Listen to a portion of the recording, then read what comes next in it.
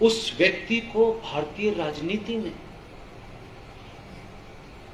करोड़ों बौने हैं इस देश के अंदर जो उसका नाम लेने की हिम्मत भी कैसे कर सकते हैं, लेकिन लोग सड़कों पे गाली देते हैं उसको, पार्लियामेंटेरियन गाली देते हैं उसको। उस आदमी को भारतीय राजनीति में क्या क्या नहीं कहा।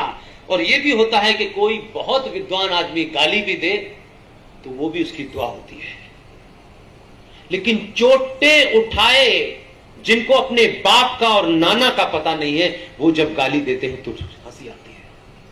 वो कहता है I am not a Savarkar. तुम्हारी 100 नस्लें पैदा हो जाएगी तो सावरकर का बाल नहीं पड़ सकते। क्या बात है। तुम गाली दे रहे हो कि तुम वहां पहुंच गए हो, इसलिए कि इस देश में महामूर्ख लोग हैं जो तुम्हें जिता देते हैं। उस स्वतंत्र वीर सावरकर का, जिसका राजनीति में नाम नहीं लिया लेने पे भी बैन था, कोई नहीं कहता था।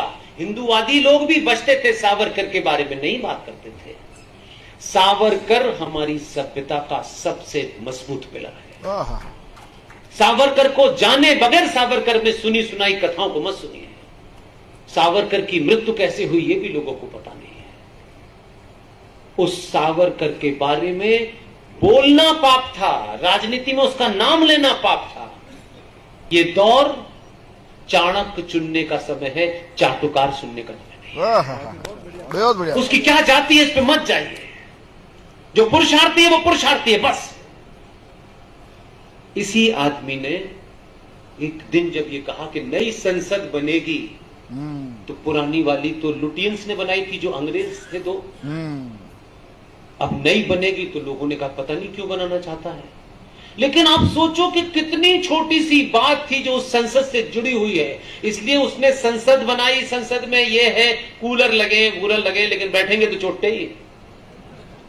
मुझे उसमें कोई इंटरेस्ट नहीं है, मुझे इसमें इंटरेस्ट है। जो चीज आपको नहीं दिख रही वही मेरे लिए सभ्यता की है। पूरे देश में कोई उसको नहीं देखना चाहता, क्योंकि हमने अपनी विजन दिखा। इसमें किसको ठेका मिला, कितने क्या लगे, आई एम नॉट इंटरेस्टेड यार।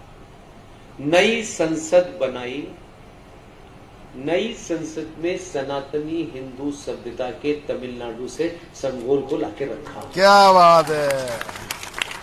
एक दूसरा, संसद अधूरी थी और मई का महीना निकलना शुरू हो गया था हाथ से। इनकम्प्लीट। बहुत लोगों ने इस पे प्रश्न उठाए। दिल्ली में तो कुछ लोगों को बोलने के लिए पैदा हुए हैं।